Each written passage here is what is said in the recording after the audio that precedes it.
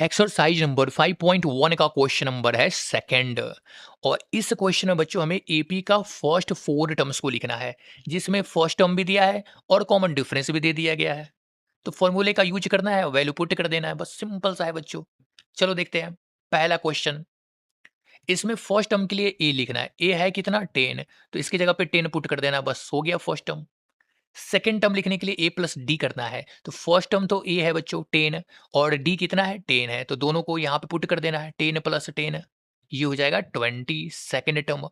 Third term के लिए ए plus 2 D करेंगे, तो ए की जगह पे 10 और प्लस 2 डी है, यानी कि 2 × 10 कर देना है यहाँ पे, तो ये हो जाएगा 20 plus 10 equal to 30। Fourth term यहाँ पे 10 पुट कर देना है और यहाँ पे 3 × 10 कर देना है, तो ये 30 और प्लस 10 इक्वल टू हो जाएगा 40। सारा टर्म निकल गया बच्चों, इसको हमें एपी के फॉर्म में लिख देना है। फर्स्ट टर्म हो जाएगा 10, सेकेंड टर्म हो जाएगा 20, थर्ड 30 एंड फोर्थ टर्म है 40। यही हो जाएगा इसका आंसर।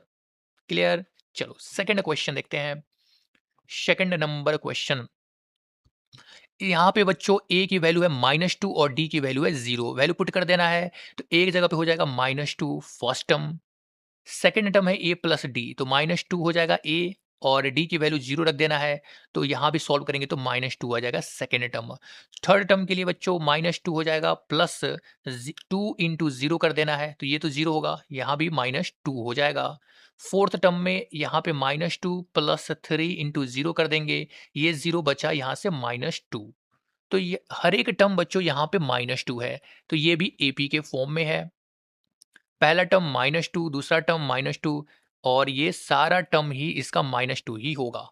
इतना हो गया इसका answer. Clear. Next question. Next number question है बच्चों, इसमें ए की वैल्यू 4 है और डी की वैल्यू -3 है, तो फर्स्ट टर्म हो जाएगा 4। सेकेंड टर्म ए प्लस डी करना है, तो यहां से हो जाएगा 4 प्लस डी है -3। इसको सॉल्व करेंगे तो ये हो जाएगा 4 -3, और वैल्यू हो जाएगा 1। क्लियर। थर्ड टर्म देखते हैं बच्चों। ए है यहाँ से 4 प्लस 2 डी निकालना है, तो 2 × डी की वैल्यू -3 है, और इसको सॉल्व करेंगे तो हो जाएगा 4 -6, और यहाँ से आ जाएगा बच्चों -2। थर्ड टर्म निकल गया। और फोर्थ टर्म को देखना है।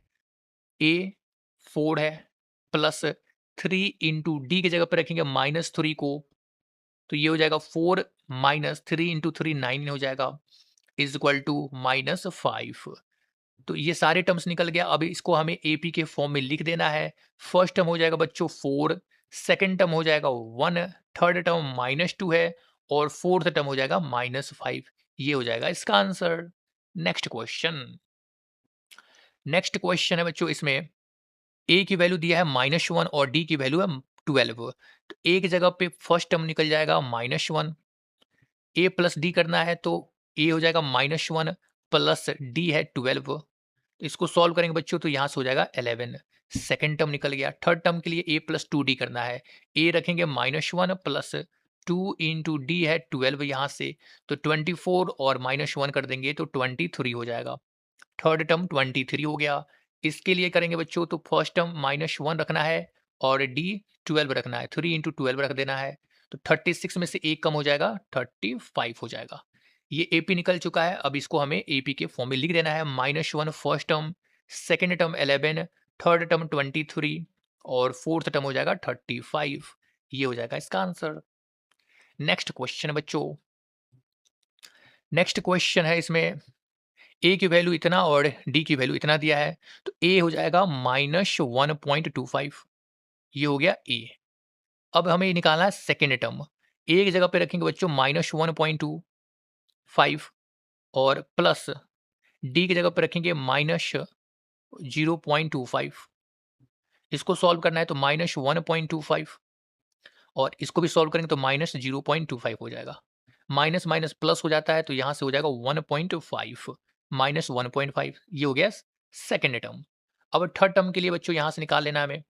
थर्ड टर्म ए रखेंगे -1.25 प्लस 2 डी करना है, तो 2 × डी की वैल्यू है -0.25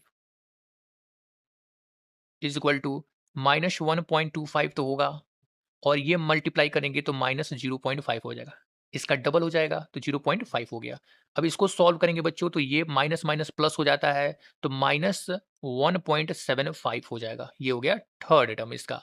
अब फोर्थ टर्म निकालना है बच्चों तो एक जगह पे -1.25 रख देंगे प्लस 3 इंटू 0.25 इसको मल्टीप्लाई करेंगे तो -0.75 हो जाएगा। 0 पॉइंट नहीं बच्चों, हाँ 0.75 हो जाएगा, ठीक है। 0.75 हो जाएगा और यहाँ से माइनस है, माइनस 1.25 तो इसको सॉल्व कर देंगे तो ये हो जाएगा माइनस माइनस प्लस और ये हो जाएगा 2 -2 हो जाएगा फोर्थ टर्म। अब इसको सीक्वेंस में लिख देना है तो AP हो जाएगा यहाँ से बच्चों फर्स्ट टर्म -1.25, सेकेंड टर्म निकला -1.5, थर्ड टर्म निकला -1.75 और फोर्थ टर्म निकला -2। ये हो गया इसका AP और ये आंसर हो गया। नेक्स्ट क्वेश्चन है बच्चों 3 नंबर क्वेश्चन। इसमें कह रहा है कि for the following AP write down the first term and common difference. हमें फर्स्ट टर्म और कॉमन डिफरेंस निकालना है। क्लियर है बच्चों? तो चलो पहले क्वेश्चन है, जो भी फर्स्ट टर्म होता है ये फर्स्ट नंबर को ही फर्स्ट टर्म बोलते हैं। तो यहां से हमारा फर्स्ट टर्म निकल गया, फर्स्ट टर्म ये हो जाएगा 3।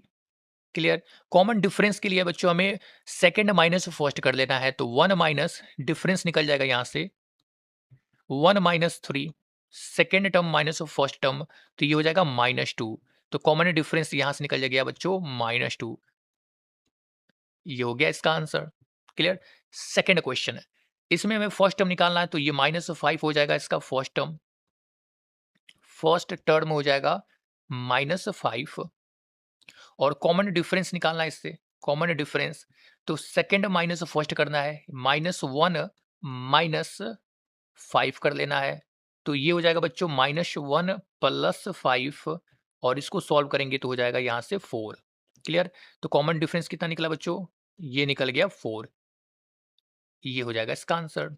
नाउ थर्ड नंबर क्वेश्चन, इसमें फर्स्ट टर्म हो जाएगा, फर्स्ट टर्म फर्स्ट टर्म हो जाएगा बच्चों 1/3 और कॉमन डिफरेंस निकालेंगे यहाँ से तो सेकंड माइनस फर्स्ट करना है, 5/3 सेकंड टर्म है माइनस फर्स्ट टर्म है 1/3। इसको सॉल्व करेंगे तो 5 माइनस 1/3 हो जाएगा और ये हो गया बच्चों 4/3। तो कॉमन डिफरेंस निकल गया यहाँ से। कॉमन डिफरेंस क्या निकला बच्चों? 4/3। ये हो जाएगा इसका आंसर। नाउ नेक्स्ट क्वेश्चन है फोर्थ नंबर। यहां से फर्स्ट टर्म तो निकल जाएगा 0.6। फर्स्ट टर्म फर्स्ट टर्म निकला बच्चों 0.6 और इसका कॉमन डिफरेंस निकालना है। कॉमन डिफरेंस तो सेकंड माइनस फर्स्ट करना है, 1.7 माइनस 0.6 कर लेना है और ये हो जाएगा 6 माइनस करेंगे तो 1.1 हो जाएगा। ये हो गया बच्चों कॉमन डिफरेंस। कॉमन डिफरेंस निकल गया 1.1। ये हो जाएगा इसका आंसर।